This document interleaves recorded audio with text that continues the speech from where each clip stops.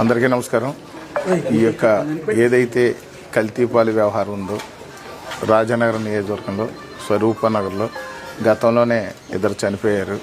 ఆ ఇద్దరికి కూడా పూర్తి స్థాయిలో ప్రభుత్వం ఆదుకుంటూ ఆ కుటుంబానికి ప్రగాఢ సానుభూతిని తెలియజేస్తూ ఒక్కొక్కరికి 10 లక్షల రూపాయలు గౌరవ ముఖ్యమంత్రి నారా చంద్రబాబు నాయుడు గారు, అలాగే గౌరవ ఉప ముఖ్యమంత్రి వర్యులు శ్రీ కొణిదెల పవన్ కళ్యాణ్ గారు ఒక్కొక్కరికి 10 లక్షల చొప్పున ఇవ్వడం జరిగింది. ఆ కుటుంబానికి మనోధైర్యాన్ని కల్పించడంతో పాటు ఆర్థికంగా ఇబ్బంది పడకుండా ఉండడం కోసం 10 లక్షల రూపాయల చొప్పున ఇవ్వడం జరిగింది. అదే మా కుటుంబం నుంచి కూడా ఒక్కొక్క కుటుంబానికి 50,000 రూపాయల చొప్పున మా సొంత నిధులతో కూడా ఇవ్వడం జరిగింది. ఇప్పుడు ఏదైతే మరొక బాలుడు 3 ఏళ్ల బాలుడు కూడా చనిపోవడం జరిగింది ఈరోజు, కృతిక్ రాజ్. ఈ యొక్క తల్లిదండ్రులు చాలా వాళ్ళ యొక్క బాధ చూస్తే కడుపు తరుక్కుపోతున్నటువంటి విషయం. ఇంత పెద్ద విషాదాన్ని వాళ్ళు తట్టుకోలేకపోతున్నారు తల్లిదండ్రులు. ఆ కుటుంబం అంతా కూడా తల్లడిల్లిపోతుంది.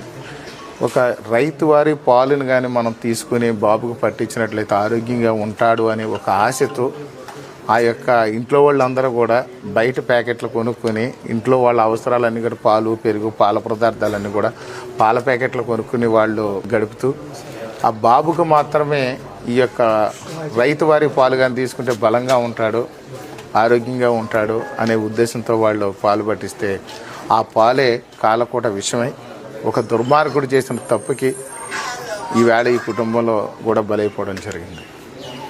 ఇది చాలా దురదృష్టకరం.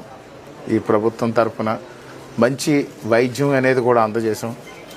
గౌరవ ఉప ముఖ్యమంత్రి కొణిదెల పవన్ కళ్యాణ్ గారు, గౌరవ ముఖ్యమంత్రి నారా చంద్రబాబు నాయుడు గారు, ఇన్ఛార్జి మంత్రి నిమ్మల రామానాయుడు గారు కూడా పూర్తి స్థాయిలో పర్యవేక్షించి కూడా మంచి మెరుగైన వైద్యం కోసం ముంబై నుంచి, హైదరాబాద్ నుంచి కూడా స్పెషలిస్టులు తీసుకొచ్చారు. దానికి కావాల్సినటువంటి టాప్ మెడిసిన్స్ ఎక్కడైతే ఉన్నాయో ఆ టాప్ మెడిసిన్స్ అన్నీ కూడా తీసుకొచ్చి వైద్యం చేసినప్పటికి కూడా పరిస్థితి చేదాటిపోయింది, వాళ్ళు చనిపోతున్నారు. సో ఇలాంటి పరిస్థితుల్లో ఆ కుటుంబానికి ప్రభుత్వం ఓదార్పుగా ఉండాలని ఆర్థిక సాయంగా ఈరోజు 10 లక్షల రూపాయలు కూడా ఆ కృతిక్ రాజు మదర్కి అందజేయడం జరిగింది. ఆర్థికంగా ఏదో మనం తోడుగా ఉన్నాం కానీ ఆ కుటుంబం లోటు మాత్రం ఎవరు తీర్చలేరు. ఇప్పుడు దేవుడు కూడా తీర్చలేని పరిస్థితిలో ఉంది. వాళ్ళకు ఉన్నటువంటి ఆ శోకాన్ని, ఆ యొక్క గర్భశోకాన్ని భరించలేకపోతుంది. ఆ తల్లి కానివ్వండి, తండ్రి కానివ్వండి, ఆ నానమ్మ, వాళ్ళు ఒక్కగానే ఒక మనవడు, ఆ మనవడు కూడా చనిపోయేసరికి తట్టుకోలేకపోతున్నారు.